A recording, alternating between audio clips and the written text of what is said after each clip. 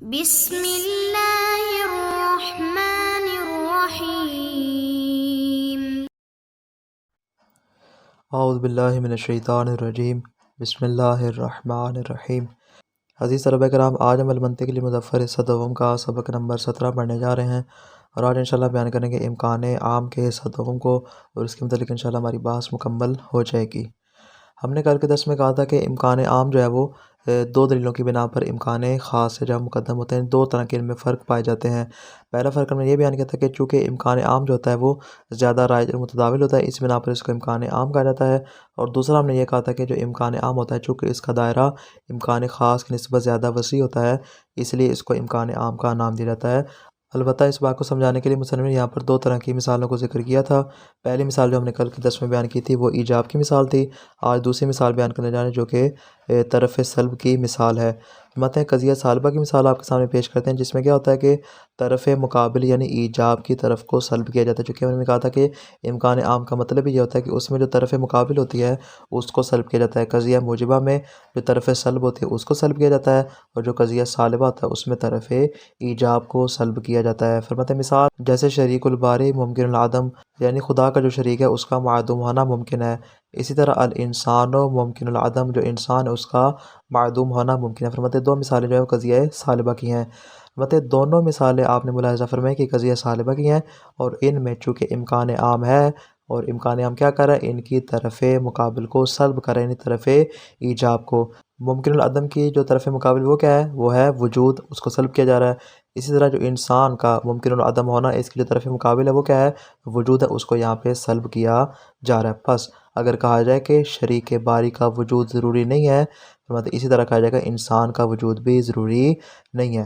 اگر ان کے وجود کو ہم ضروری قرار دے دیں تو گویا کہ سلب کا امکان کیا ہو جائے گا؟ باطل ہو جائے گا، اور ہمارا قضیہ کاذب ہو جائے گا۔ ہم نے کسی ایک طرف رجحان نہیں کرنا، نہ ہم نے امتناع کی طرف جانا ہے اور نہ ہم نے وجوب کی طرف جانا ہے، بلکہ ہم نے درمیان میں رہنا ہے، فقط امکان کی صورت کو یہاں پہ بیان کرنا ہے۔ یہ تو بات ہوگی طرف مقابل کی، لیکن جہاں تک تعلق ہے طرف موافق کا، مطلب اس سے اصلاً سکوت اختیار کیا گیا، پس وہاں پہ ممکن ہے کہ وہ واقع میں نفس الامر میں اور حقیقت میں کیا ہو؟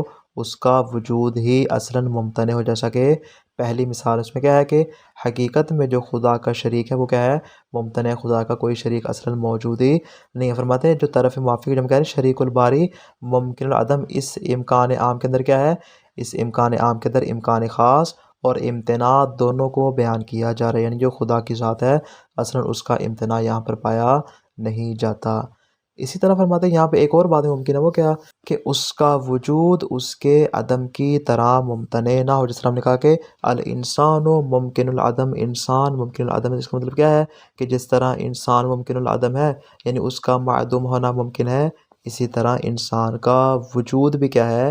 ممکن ہے۔ فرماتے ہیں یعنی انسان کا جو وجود ہے حقیقت میں دیکھا جائے تو وہ ممتنع وجود نہیں ہے، نہ وہ واجب الوجود ہے، بلکہ وہ ممکن الوجود ہے۔ فرماتے ہیں پاس اس کا ممتنع ہونا ضروری نہیں، اسی طرح اس کا عدم ہونا بھی ضروری نہیں ہے۔ بس اس اعتبار سے جو امکان عام کی مثال ہے یہ حقیقت میں امتناع اور امکان خاص دونوں کو شامل ہو جائے گی۔ اس اعتبار سے ہم نے کہا کہ امکان عام کا دائرہ امکان خاص کی نسبت زیادہ وسعت رکھتا ہے۔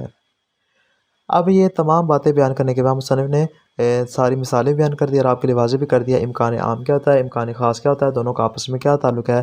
فرماتے گزشتہ تمام مطالب کی روشنی میں ہم آخر میں یہ نتیجہ پیش کر سکتے ہیں کہ امکان عام باقی تینوں کیفیات اور حالات پر منطبق ہو سکتا ہے، یعنی امکان عام وجوب پر بھی منطبق ہو سکتا ہے، امکان عام امتناع پر بھی منطبق ہو سکتا ہے، اور امکان عام امکان خاص پر بھی منطبق ہو سکتا ہے۔ یعنی اس کا دائرہ اس قدر وسیع ہے کہ جو تینوں کیفیات ہیں جن کو ہم نے مادہ قضیہ کا نام دیا کہ تین طرح کے مواد قضیہ ہیں، مطلب ہے کہ ان تینوں یعنی وجوب، امتناع اور امکان خاص تینوں کو وہ شامل ہو سکتا ہے۔ اگر تو قضیہ موجبہ ہوگا تو اس میں جو امکان عام ہوگا وہ امکان خاص اور وجوب دونوں کو شامل ہوگا، لیکن اگر قضیہ سالبہ ہوگا اس میں جو امکان عام ہے وہ امکان خاص اور امتناع دونوں کو شامل ہوگا۔ پاس فرماتے جو ہمارے سامنے تینوں حالات ہیں کون کون سے؟ وجوب، امتناع اور امکان خاص، مطلب ان تینوں کو مواد قضائیہ کا نام دیا جاتا ہے۔ اس کے علاوہ ان کا ایک اور نام بھی وہ کیا ہے؟ ان کو عناصر عقود اور ان کو اصول کیفیات کا نام بھی دیا جاتا ہے۔ اصول کیفیات کیوں کہا جاتا ہے؟ اس لیے کہ جتنی بھی کیفیات ہیں ان تمام کی اصل یہ تینوں ہی کیفیات ہیں، یعنی جتنی بھی کیفیات آتی ہیں قضاء کے اندر ان میں سے جو بنیادی کیفیات ہیں وہ فقط اور فقط یہ تینوں ہیں۔ البتہ ان کے علاوہ جہاں تک دیگر کیفیات کا تعلق ہے مطلب وہ انہی تینوں کیفیات سے حقیقت میں متفرع ہوتی ہیں۔ اسی طرح فرماتے ہیں کہ یہ جو ہم نے تین طرح کی کیفیات بیان کی ان تینوں کا تعلق جو ہے وہ فقط اور فقط کس کے ساتھ ہے؟ مواد قضائیہ کے ساتھ، لیکن جہاں تک تعلق ہے امکان عام کا مطلب اس کو مواد قضائیہ میں ہرگز شامل نہیں کیا جاتا، بلکہ اس کا شمار جہات قضیہ میں سے ہوتا ہے، جس کی تفصیل انشاءاللہ پھر بعد میں آ جائے گی۔ مثال و امکان سلب کی مثال کیا ہے؟ قولہم شریک الباری ممکن العدم، خدا کا شریک جو ہے وہ ممکن العدم ہے۔ اسی طرح دوسری مثال الانسان و ممکن العدم، انسان کا معدوم ہونا بھی ممکن ہے۔ فرماتے ہیں یہ دو مثال ہوگی کس کی؟ سلب کی دونوں مثالیں۔ فَإِنَّا مَعْنَاهُ فِي الْمِثَالَيْنِ، دونوں مثالوں کا معنی کیا ہوگا؟ ان الوجود لا یجب، یعنی ان دونوں چیزوں کا وجود اصلا یہاں پہ ضروری نہیں ہے۔ یعنی کیا مطلب؟ ہم نے کہا نا ممکن العدم، اس کی طرف مقابل کیا ہے؟ وجود، چاہے وہ انسان کی ہو چاہے وہ شریک باری کی ہو، یعنی ان دونوں کی جو طرف مقابل ہے اس کو ہم یہاں پہ کیا کریں؟ اس کے عدم وجوب کا حکم لگا رہے کہ ان کا موجود ہونا لا یجب، اصلا ضروری نہیں، اس کو سلب کیا جا رہا ہے۔ وَهُوَ وُجُودُهُ، یعنی طرف مقابل کا جو وجود ہے لیسا ضروریہ، فرماتے وہ یہاں پہ ضروری نہیں ہے۔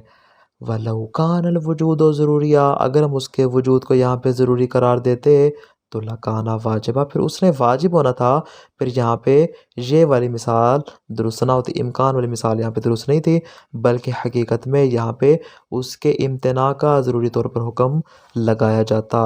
وَكَانَ عَدَمُهُ مُمْتَنَعًا، مطلب اس کا عدم ممتنع ہوتا لا ممکنہ، پھر اس کا امکان ہی ہوتا کہ جس امکان کو یہاں پہ ہم بیان کرنا چاہ رہے ہیں۔ بس کیا نتیجہ نکلا؟ نتیجہ یہ نکلا کہ جو اس کی طرف مقابل ہے اس کے امتناع کو سلب کیا جا رہا ہے۔ امتناع کو سلب کرنے کی دلیل کیا ہے؟ اس کا ممکن العدم ہونا۔ فرماتے پاس اس کی دونوں طرف برابر ہیں، یعنی چاہے ممکن الوجود ہو چاہے ممکن العدم ہو۔ یہ تو بات ہوگی طرف مقابل کی۔ البتہ جہاں تک تعلق ہے اس کی طرف موافقہ، وَأَمَّا الطَّرَفُ الْمُوَافِقُ وَهُوَ الْعَدَمُ، مطلب جہاں تک تعلق ہے طرف موافقہ فَغَيْرُ مَعْلُومٍ، اصلا وہ معلوم ہی نہیں ہے۔ گویا کہ جب معلوم نہیں ہے مطلب بس فَيُحْتَمَلُ، اس میں ہم احتمال دے سکتے ہیں، جیسے ہم نے گزشتہ امکان ایجاب والی مثال میں کہا تھا، مطلب یہاں پر بھی یہ صورتحال ہے کہ جہاں پر احتمال آ جائے گا کس بات کا؟ ان یکونا ضروریہ کما فی المثال الاول، فرماتے ہیں کہ ممکن ہے کہ اس کا وجود کیا ہو؟ ضروری ہو، جیسا کہ پہلی مثال، اور ضروری اس کا کیا ہونا ہے؟ وَهُوَ الْمُمْتَنِعُ، ہم نے کہا نا ممکن العدم، فرماتے ہیں اس کی جو طرف موافقی کیا کرے گی؟ اس کے امتناع کو بیان کرے گی، یعنی شریک الباری ممتنع العدم، یعنی جو خداوند کردگار کا شریک ہے وہ اصلا یہاں پہ معدوم ہے۔ اسی طرح فرماتے ہیں وَيُحْتَمَلُ، اس میں یہ بھی احتمال پڑ جاتا ہے کس بات کا؟ اللہ یکونا کذالک، کہ اصلا یہاں پہ ایسا نہ ہو، یعنی کیا مطلب؟ یعنی اصلا یہاں پہ امتناع کی ضرورت کو ثابت ہی نہ کیا جائے، کما فی الثانی، جیسا کہ دوسری مثال میں ہے بِأَن یکونا ممکن الوجود ایضاً، کہ جس طرح انسان ممکن العدم ہے ویسے ہی انسان کیا ہے؟ ممکن الوجود بھی ہے۔ وَهُوَ الْمُمْكِنُ بِالْإِمْكَانِ الْخَاصِ، فرماتے ہیں یہ کیا ہو جائے گا؟ امکان خاص کے ذریعے ممکن ہو جائے گا۔ تو گویا کہ یہاں پہ فشامل ہونا الامکان العام الامتناع والامکان الخاص، یہ والا جو امکان عام ہے یہ امتناع اور امکان دونوں کو ایک ساتھ شامل ہو جائے گا۔ وعلی ھذا، فرماتے گزشتہ تمام مطالب کی روشنی میں ہم یہ نتیجہ حاصل کر سکتے ہیں کہ فالامکان العام معنی یصلح للانطباق علی کل من حالات نسبت ثلاث، کہ جو امکان عام ہے اس میں اس بات کی صلاحیت پائی جاتی ہے کہ وہ نسبت کے تینوں حالات پر منطبق ہو سکتا ہو۔ یعنی کیا مطلب؟ تینوں حالات سے ہماری مراد کیا ہے؟ الوجوب والامتناع والامکان، یعنی امکان عام جو ہے وہ وجوب کو بھی شامل ہے، اس طرح امتناع کو بھی شامل ہے، اور اسی طرح امکان کو بھی شامل ہے۔ فلیس ہوا معنی یقابل، بس امکان عام ایسا نہیں ہے جو کہ ان تین کیفیات اور تینوں کے مقابلے میں ایک مستقل قسم شمار ہوتی ہے، بلکہ خود امکان عام کے اندر یہ تینوں چیزیں شامل ہو جاتی ہیں۔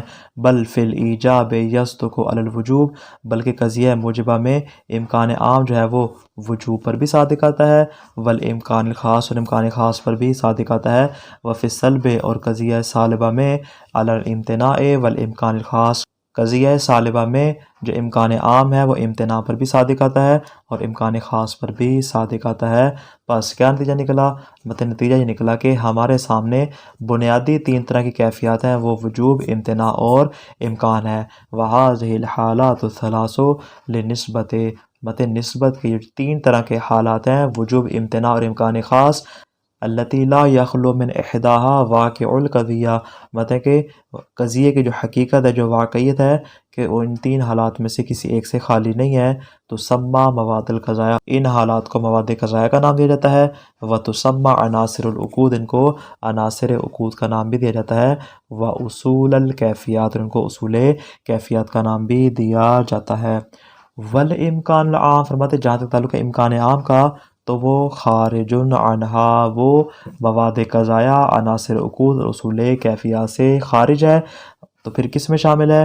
فرماتے وَهُوَ مَعْدُودٌ من الجہات، اس کو مادہ قضیہ میں سے شمار نہیں کیا جاتا بلکہ اس کو جہت قضیہ میں سے شمار کیا جاتا ہے۔ علامہ سیاتی، جیسا کہ عن قریب یہ اس کے متعلق تفصیل آ جائے گی۔ تو کیا معلوم ہوا؟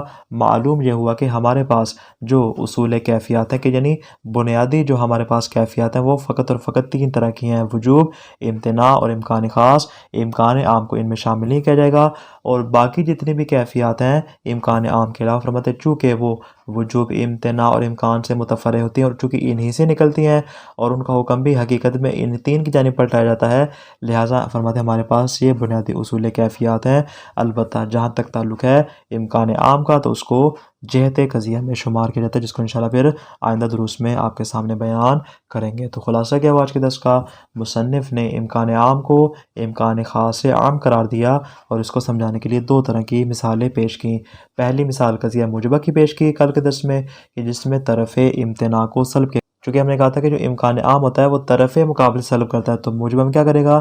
اس کے جو طرف مقابل سلب والی ہوگی اس کو کیا کر لے گا؟ سلب کر لے گا۔